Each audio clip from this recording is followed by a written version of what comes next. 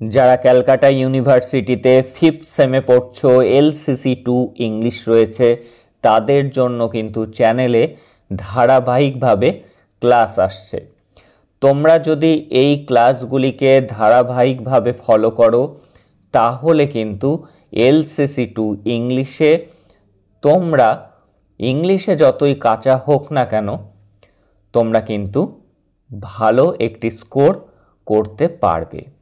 এই চ্যানেলে পরপর তোমাদের জন্য ফিগার অফ স্পিচের ক্লাস আসছে, তোমাদের যে পোয়েট্রিগুলি আছে সেখান থেকে ক্লাস দেওয়া শুরু হয়েছে, এরপরে আসবে রাইটিং স্কিলের ক্লাস। তাই ধারাবাহিকভাবে যদি তোমরা ক্লাসগুলিকে করো তাহলে আমিও ইন্সপায়ার্ড হব এবং রেগুলারিটি মেনটেন করে তোমাদের জন্য ক্লাস দিতে পারবো। তাই বলছি যে আর দেরি না করে, সময় নষ্ট না করে ক্লাসগুলিকে দেখো, মন দিয়ে আগে দেখো, তারপরে খাতাতে নোট ডাউন করো। তাহলে তোমাদের কোনো বই না কিনলেও চলবে, কোনো জায়গায় টিউশন না পড়লেও কিন্তু তোমরা ভালো রেজাল্ট করতে পারবে। দেখো আজকে যে ফিগার অফ স্পিচটি আমরা জানব সেটিকে বলা হয় অনোমেটোপিয়া। অনোমেটোপিয়া কি? এটি আসলে হলো নেম অফ সাউন্ড, অর্থাৎ আওয়াজ। বিভিন্ন যেমন কুকুরের ঘেউ ঘেউ আওয়াজকে আমরা কি বলি? বার্ক বলি। দ্য ডগ ইজ বার্কিং, কুকুরটি ঘেউ ঘেউ করছে। এই ঘেউ ঘেউ আওয়াজের জন্য বার্কিং শব্দটি ব্যবহার করা হয়। যেমন সাপের হিস হিস আওয়াজকে হিসিং বলা হয়। তাহলে কি? Onomatopoeia is a figure of speech. এটি এক ধরনের figure of speech in which, যার মধ্যে the sound suggest the sense or meaning. এখানে শব্দটাই কিন্তু সাজেস্ট করছে কি? একটা সেন্সের অথবা একটি অর্থের। দেখো এক্সাম্পলসগুলি আমাদের মনোযোগ দিয়ে দেখতে হবে। দ্য বিজ আর বাজিং, এই যে মৌমাছির যে ভন ভন আওয়াজ সেটি কি? সেটিকে বলা হয় বাজিং সাউন্ড। এবার পরেরটি দেখব, দ্য স্নেক আর স্নেকের আওয়াজকে বলা হয় কি? হিসিং। বাঘ এবং সিংহের গর্জনকে বলা হয় roaring. The tiger is roaring. When it stopped raining frogs started croaking. এই যে ব্যাঙের ডাক, ক্রকিং, ব্যাঙের ডাকের সাউন্ড। এই বিভিন্ন প্রাণী এবং বস্তুর আওয়াজের এক একটি নির্দিষ্ট নাম রয়েছে, তাকেই কিন্তু বলা হয় অনোমেটোপিয়া। থার্ড the door knocked on his head. এই যে থার্ড এই আওয়াজ, ঠক ঠক আওয়াজ কিসের? দরজার। Grunt goes the hog. শূকরের ডাককে বলা হয় গ্রান্ট, অর্থাৎ শূকরের ঘোত ঘোত আওয়াজ, এটি কিন্তু গ্র্যান্ট। TikTok little clock. এই যে টিকটক আওয়াজ, এটি কিসের? এটি ঘড়ির আওয়াজ। The bird chirp early morning. এই যে চার্পিং, টুইটারিং, এগুলি কিন্তু পাখির ডাকের আওয়াজ। The phone ring. এই যে মোবাইলের যে আওয়াজ তাকে বলা হয় ring.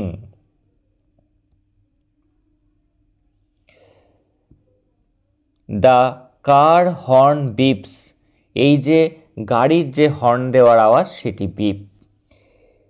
She cried ouch when she fell down.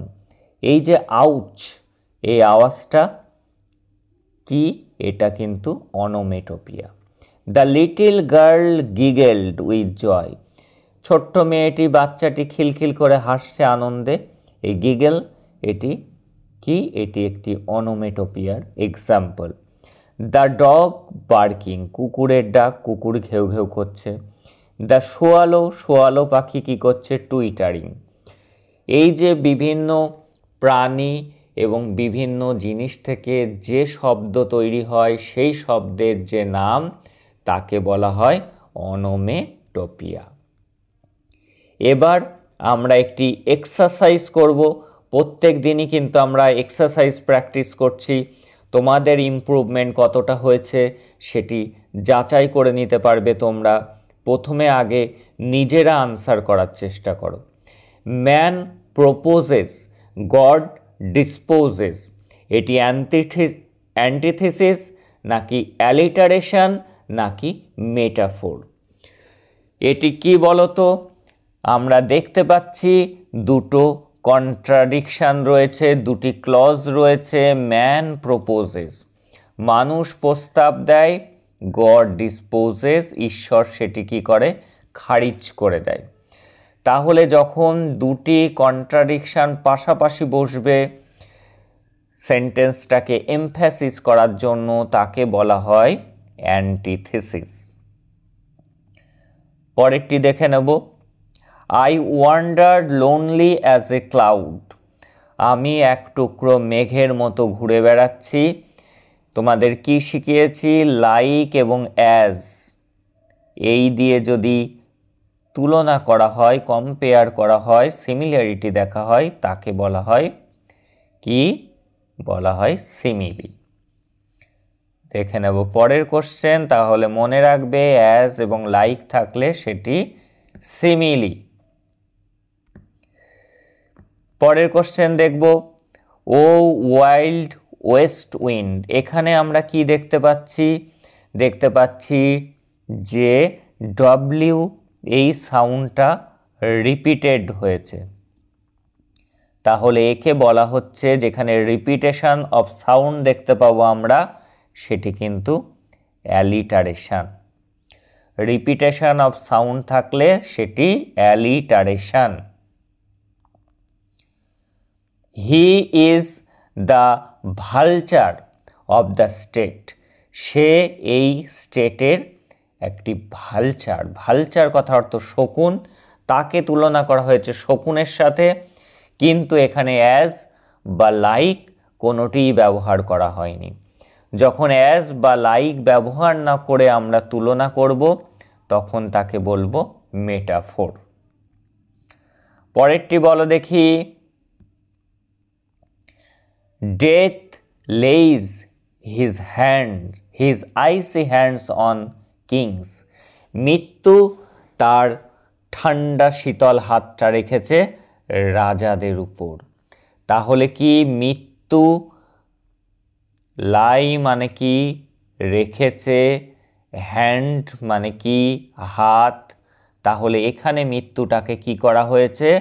Personify করা হয়েছে। যখন লিভিং থিংয়ের কোনো কোয়ালিটি ইনঅ্যানিমেট অবজেক্ট বা আইডিয়ার উপর দেওয়া হবে, তাকে বলা হয় পার্সনিফিকেশন। মানুষের কোয়ালিটি আমরা দেখতে পাচ্ছি ডেথকে দেওয়া হয়েছে, যেটি একটি ইনঅ্যানিমেট আইডিয়া। পরেরটি দেখে নেব। I will drink life to the lees, আমি জীবনটাকে পান করব টু দ্য লিজ, একদম শেষ ফোঁটা পর্যন্ত। এখানে লাইফকে কাপের মধ্যে থাকা শেষ জলকণার সাথে তুলনা করা হয়েছে, তাই লাস্ট ড্রপের সাথে তুলনা করা হয়েছে, কিন্তু অ্যাজ বা লাইক ব্যবহার করা হয়নি, তাই এটি হয়েছে মেটাফোর। এই ক্লাসগুলি যারা ধারাবাহিকভাবে করছো তারা কিন্তু এখান থেকেও কমন পেয়ে যাওয়ার একটা সম্ভাবনা থাকছে। আমি কিন্তু বাছাই করা কোশ্চেনগুলি তোমাদের জন্য এক্সারসাইজ প্র্যাকটিস রেগুলার করাচ্ছি, যাতে তোমরা ভুলে না যাও এবং এখান থেকেই যাতে তোমরা কমন পেয়ে যাও। Thou wast not born for death, immortal bird, বলেছি যে দাও, দাই এই শব্দগুলি দি টিএইচ ডবলই থাকলে, কাউকে উদ্দেশ্য করে কোনো কিছু বললে সেটিকে বলা হয় অ্যাপোস্ট্রফি। কি থাকবে? দাও, দাই, দি, অ্যাপোস্ট্রফি চিহ্ন এগুলি যদি দেখি সেগুলি হলো অ্যাপোস্ট্রফির উদাহরণ। দেখে নেব পরের question. And gathering শোয়ালো Twitter in the sky. শোয়ালো কি করছে? শোয়ালো একটি পাখি, সে কি করছে? টুইটার। টুইটার কথার অর্থ কি? টুইটার কথার অর্থ হলো কিচির মিচির করা, সেটি করছে সে। তাই এটি কিসের এক্সাম্পলে পরিণত হয়েছে? এটি হয়েছে, ঠিক ধরেছ তোমরা, অনোমেটোপিয়া। যখনই কোনো অ্যানিম্যালের আওয়াজ, সাউন্ড, আমরা বার্ড, অ্যানিম্যাল বা কোনো জিনিসের একটি আওয়াজ শুনতে পাবো, সেই আওয়াজের একটি নাম রয়েছে, তাকে বলা হয় অনোমেটোপিয়া। পরের কোশ্চেন দেখব।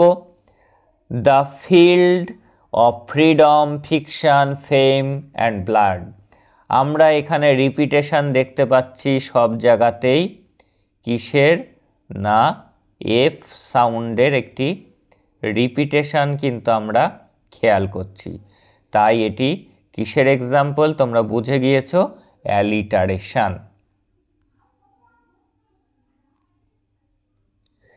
And murmuring of the innumerable bees. এই যে অসংখ্য বীজ, মৌমাছি, তাদের কি সাউন্ড শোনা যাচ্ছে? মারমারিং, গুঞ্জন আওয়াজ শোনা যাচ্ছে।